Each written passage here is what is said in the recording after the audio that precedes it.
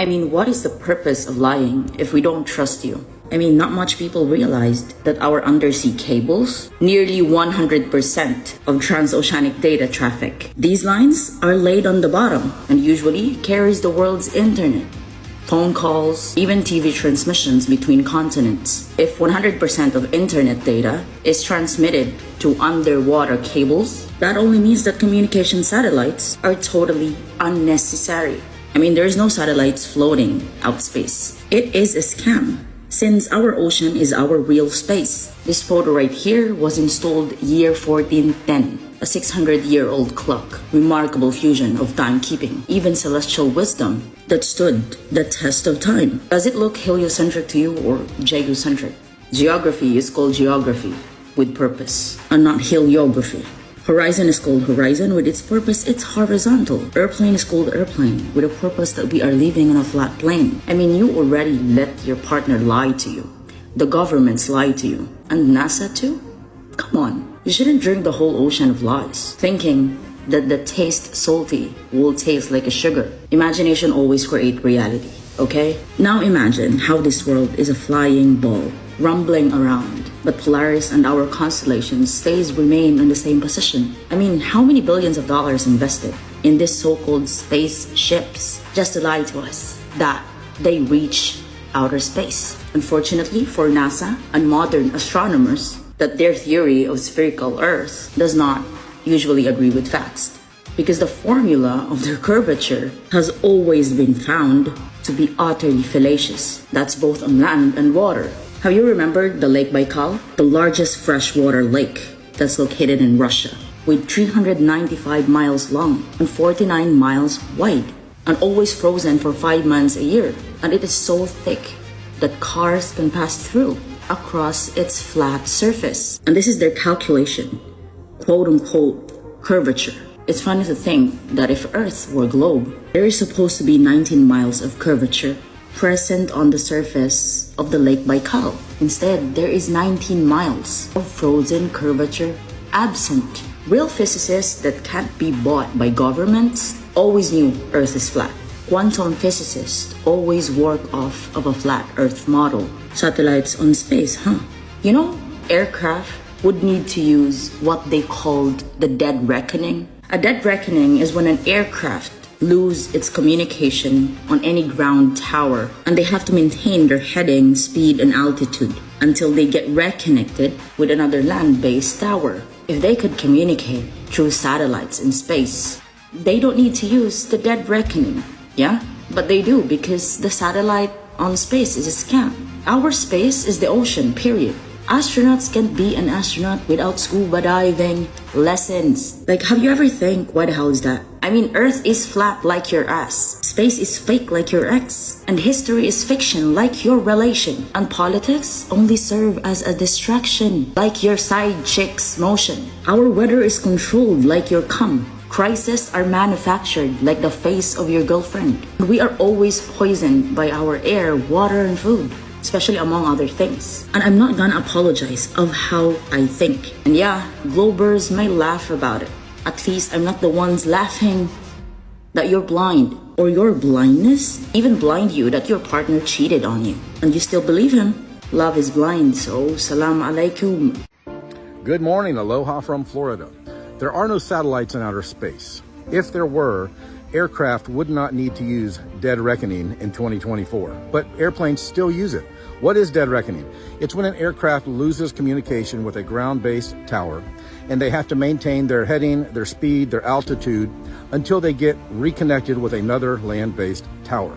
If satellites were real and they could communicate through satellites, they would not need to use dead reckoning, but they still do. If satellites were real, you would see them transit between the Earth and the moon all the time, except for a new moon when you can't see the moon at all.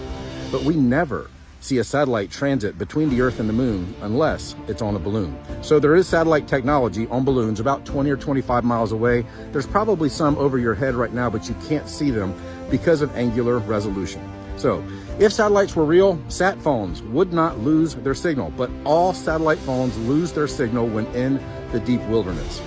The only technology used for communications, at least for 99%, is underground cables and land-based towers. There are no satellites in outer space. Go check out Flat Earth Sun Moon Zodiac Clock app. Go check out Vika Drazev and his documentary, which I'm in, called The Mechanical Realm, about the Antikythera mechanism. Check out Flat Earth Banjo with Eddie Alencar, and check out The Fittest Flat Earther.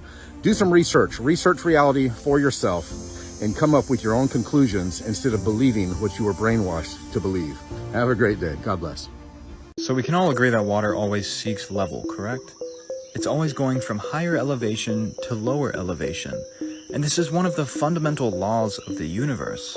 Water always finds and seeks level and rest.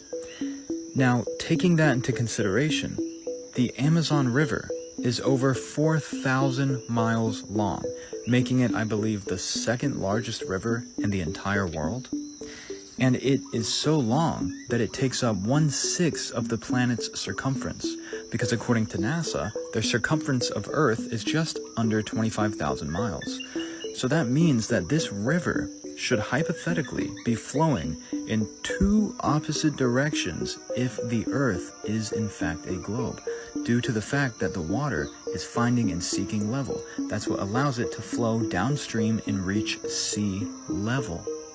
No matter what container you put water in, no matter what you do to water, it will always find and seek level. This is just what water does. But according to NASA, the Amazon River is so big that the water should be flowing in two opposite directions in the middle to account for the planet's circumference. Does that make any sense to you guys? But of course the Earth is a globe, and of course this makes sense if the Earth is spinning.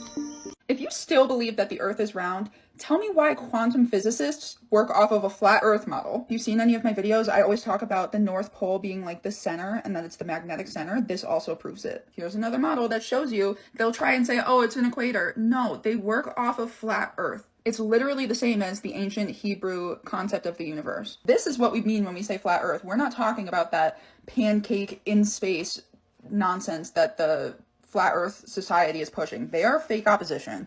This is what your average flat Earth person believes in. This is also what every physicist believes in. But keep your eyes closed. This is for entertainment purposes only, and these are strictly my opinions. Every day I like to come to this spot and remind myself of what we're being told. This is all curving away from me at 8 inches per mile squared. That light over there is 93 million miles away. And all of this is spinning at 1,000 miles an hour at the equator, and we're going around the sun over there at 67,000 miles per hour. We observe no curve, we feel no spin or rotation, but we have to take their word for it when they say we are actually flying through the vacuum of space. So this theory isn't a theory, this is observable reality. We observe stationary, topographical, flat, plane, and real science proves this. It's only scientific theory that leads you to believe that all this is spinning and moving. Have we been lied to all of our lives about the reality of the moon? Now, is the moon really a solid object in outer space? Or is it actually a holographic projection within our firmament? Now I have strong evidence to support that theory, right here. If you notice, he pans the camera, yet this line goes all the way up through the moon. And this was on one of the equinoxes, I'm not sure which one to be exact.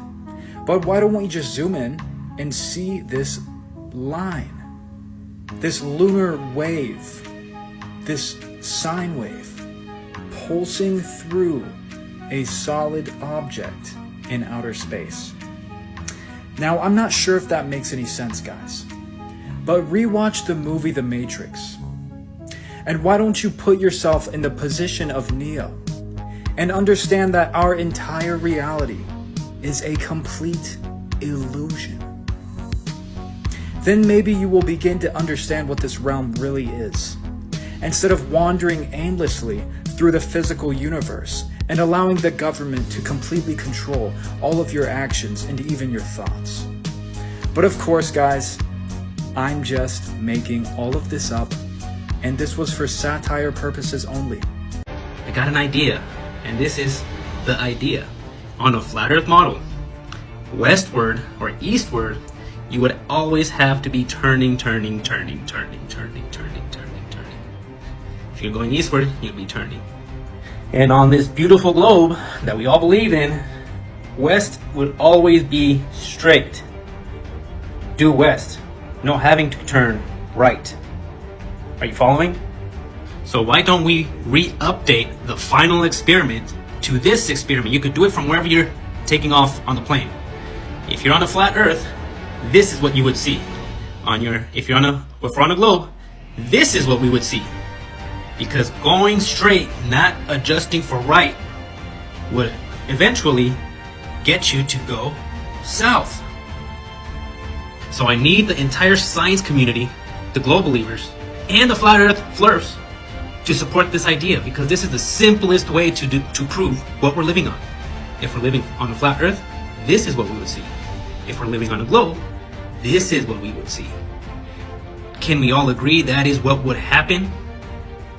That would be the easiest way to prove our world. Now, what we don't want to do is choose a destination, because the autopilot is going to take great circle routes, avoiding latitude, longitude coordinates. So, if you guys really want to do the experiment, just get up in the air, point your plane due west or due east, whatever which way direction you want to go, and fly straight. Do that for a couple thousand miles. I say with 2,000 miles you could start noticing if the compass is going to move or not. This should work. Or am I missing something? Because these great circle routes just never seem to follow latitude. But maybe not suspicious at all, but at least we can agree on that, right? We could all agree that would prove what we are living on. The best way to do it is to really go for it 4,000 or 5,000 miles, and let's make it happen. Let's make it happen. I'm tired of these flirts. A lot of us believe, and the Bible seems to point to the stars in the sky being the angels looking down on the firmament. I'm going to show you a clip of somebody looking at a star through their telescope. A lot of the stars look different, but generally this is like what you see, or what I see, I guess, for the most part. A focus. Still, same pattern. Here's what a biblically accurate angel looks like. Like, what? I made a collage. So this is what you see through the telescope. This is if you tell AI to make a biblically accurate angel, and then here's somebody's artwork, or maybe that's AI too. I don't know. It's really hard to deny that they look the exact same. Everything that I look at in my telescope, every single thing in the sky looks like it's light underwater. And biblically, we're covered by a firmament that separates the waters below from the waters above. So my personal belief is that stars are angels, which would be like kind of like a form of energy. And that's why I showed you the video about the star in a jar, because I think words are energy the same way that other things can be energy. And when you collapse a vibe almost, I don't know if I'm explaining it right, but I hope you guys know what I'm trying to get across here. It turns into a star. Also, go down the very, very deep rabbit hole of the organization that tells us about science up there, and you might go loopy. So yeah, these are my personal beliefs. Don't want to force anything on anybody. We're all free to believe what we want, but I just wanted to show you guys. Okay, I'm about to piss a lot of people off. Who brought the into the world? Who brought it? Also, who is the only man allowed to speak his mind? Except for the fact that he's pushing the space agenda and making you think that space exists. Just remember, no boat, and you zoom in, and you get a boat. You zoom in at 16 miles away, and you get a boat. At a 6-foot observer height, you should lose the boat at 3.1 miles away.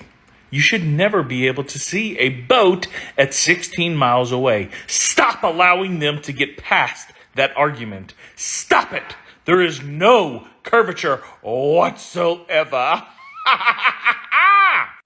And remember, God says in Matthew 23, verse 9, and call no man your father. And what does the church, I can't remember what church it does, Oh,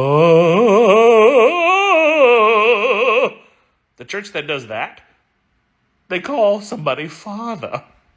Come out of her, my people. Come out of her, mystery Babylon, my people. Donald Trump is going to bring forth the 2030 agenda, meaning universal basic income, meaning standard development goals, the 17 of them, that include you not eating meat, that include the central bank digital currency. If you don't believe me, just look at the 2020 agenda and what we all went through. Remember, guys? Remember 2030 agenda, space agenda, controlled opposition, space agenda. He's allowed to speak on anything that makes sense because we all believe it. And we're like, man, this guy's awesome. Yeah, except for the fact that he's controlling the space agenda, which is the number one deception of God created the world. Verse 1, verse 1. Guys, Genesis 1:1. It's the first verse. It is the first thing that God tells us that he did. He created the world. What are they trying to force down your throat? They're trying to force it down your throat like this. This guy. I'm going to leave you with this. No Jesus and no peace. Again, no Jesus and no peace. If you call upon the name of Jesus Christ and believe in him, you shall be saved. Cheers, my friends. It came in the mail and y'all are opening it with me. Ooh. Smell it. Woo!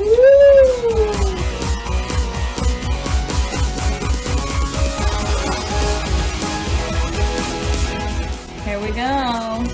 The flat Earth map dates back over 1,000 years. This map is credited to being created by a Persian astronomer. His name was Al-Biruni and he lived between 973 AD to 1048 AD.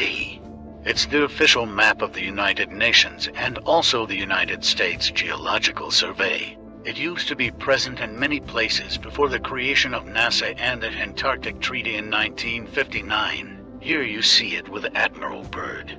This map has been restored by Dmitry from Russia with suggestions of mine, Eddie Alenkar.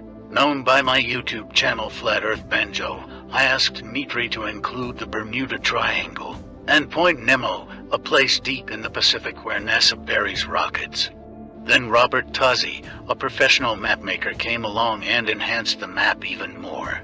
There are many people now selling this map online, but if you could order it from my online store, I would greatly appreciate it. Visit my online store now and order one of the items. I humbly thank you.